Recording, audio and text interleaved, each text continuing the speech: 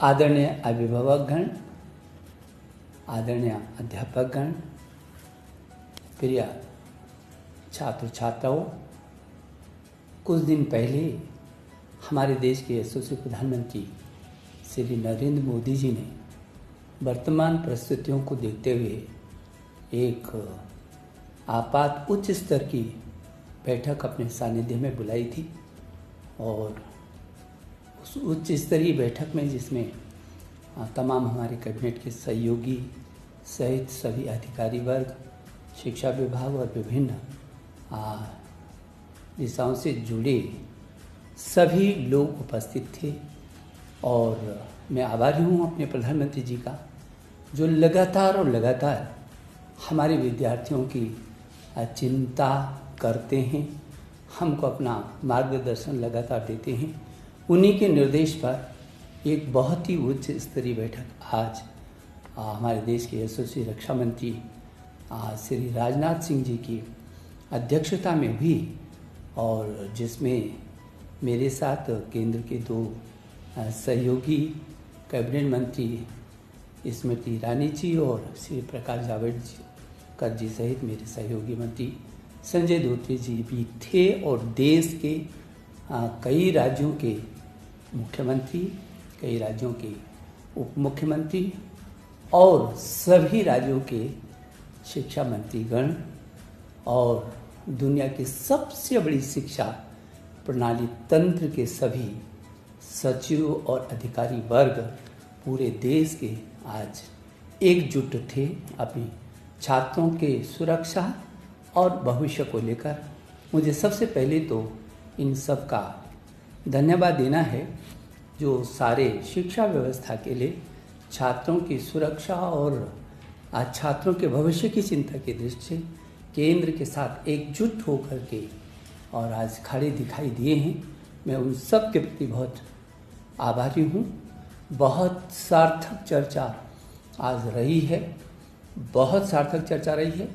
बहुत महत्वपूर्ण सुझाव सभी राज्यों से आए हैं और पिछले वर्ष भी राज्यों ने एकजुट होकर के इस कोरोना काल के महासंकट में बहुत अच्छे तरीके से प्रदर्शन किया था।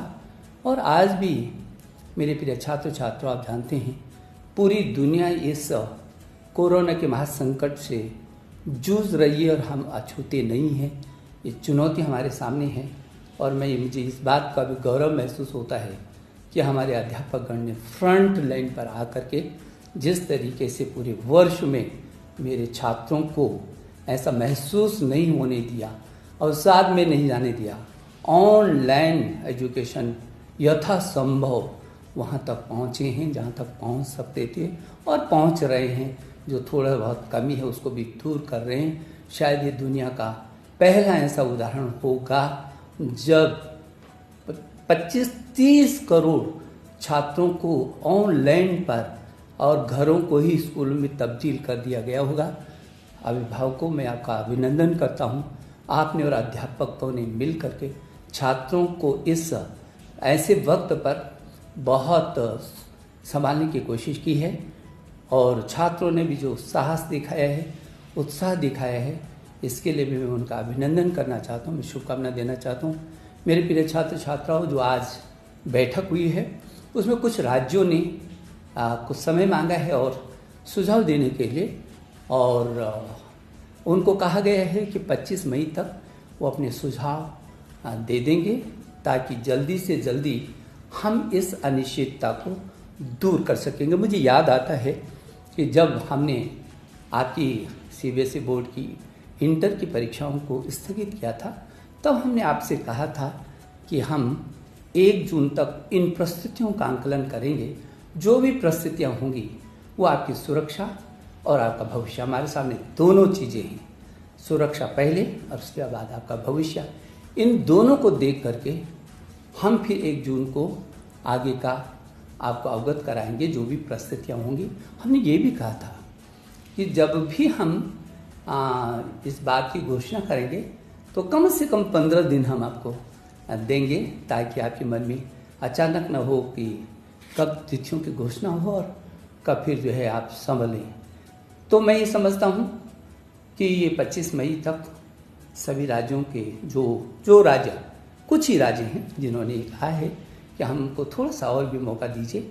हालांकि उनका भी सकारात्मक रूप था, लेकिन और क्या क्या सुझाव हो सकते हैं उनके लिए, वो 25 मई तक उन राज्यों के सुझाव भी आ जाएंगे। और मैंने कहा है, अपने अभिभावकों से भी कहा है, आपसे भी कहा है, अध्यापक कर्ण से भी कहा है, यदि आपके भी कोई सुझाव होंगे तो मेरे ट्विटर पर आप अपने सीधे सीधे सुझाव भेज सकते हैं। मुझे भरोसा है कि जो हमने आपको कहा है कि 1 जून से पहले और 25 मई के बाद हमारी कोशिश होगी कि हम आपको अवगत करा सकें। मैं आपको विश्वास दिलाना चाहता हूँ, प्रधानमंत्री जी के निर्देश में आपकी सुरक्षा हमारे लिए पहली है और आपके जीवन और आपका भविष्य भी हमारे लिए उतनी महत्वपूर्ण है। और इसलिए इन सब को ही ध्यान में रख करके जो भी परिस्थितियाँ भविष्य के लिए बनेंगी, हम आपके साथ खड़े हैं। आप निश्चिंत होकर के रहिए, आप बिना तनाव में रहिए। समय के साथ इन परिस्थितियों के साथ हमको जूझना है, इसी में हमको रास्ते भी निकालने हैं। हम आपका भविष्य, हमने पिछले वर्ष भी, हम दुनिया का वो सबसे बड़ा लोकतांत्रिक देश है जिसने अपने बच्चों का 1 वर्ष खराब नहीं जाने दिया था, और सारी दुनिया ने इस बात को देखा है। और हमने आपकी सुरक्षा, हमारे लिए हर हालत में आपकी सुरक्षा हमारी पहली प्राथमिकता है। और इसलिए फिर मैं भरोसा दिलाना चाहता हूँ कि आप बिल्कुल निश्चिंत रहिए, और जो भी निर्णय होगा वो आपके हित में होगा, आपके जीवन के सुरक्षा की दृष्टि से होगा, और आपके भविष्य में आपके भविष्य को लेकर के होगा। मैं एक बार फिर सभी अभिभावकों का, अध्यापकगण का, मेरे छात्र छात्राओं, आपका भी अभिनंदन करना चाहता हूँ। और आज मैं विशेष करके अपने देश के रक्षा मंत्री जी, जो केंद्र में कई बार विभिन्न मंत्रालयों का जिन्होंने जिम्मेदारी संभाली है, और जो उत्तर प्रदेश में याद आता है क्योंकि मैं उत्तर प्रदेश में भी मंत्री रहा हूँ, वो ऐसे ऐतिहासिक शिक्षा मंत्री भी रहे, मुख्यमंत्री तो थे ही। आज उनके सानिध्य में पूरे देश का शिक्षा तंत्र ने पूरा बहुत देर तक विचार विमर्श किया है, बहुत सार्थक, बहुत ही सार्थक। पूरा देश के शिक्षा, सभी राज्य एकजुट है। मुझे इस बात को लेकर के प्रसन्नता होती है, और मैं सभी राज्यों को धन्यवाद भी देना चाहता हूँ। और मेरे जो सहयोगी मंत्री आदरणीय जावड़ेकर जी और आदरणीय स्मृति ईरानी जी को भी मैं हृदय की गहराई से धन्यवाद देना चाहता हूँ। मैं एक बार आपको शुभकामना देता हूँ। बहुत बहुत धन्यवाद।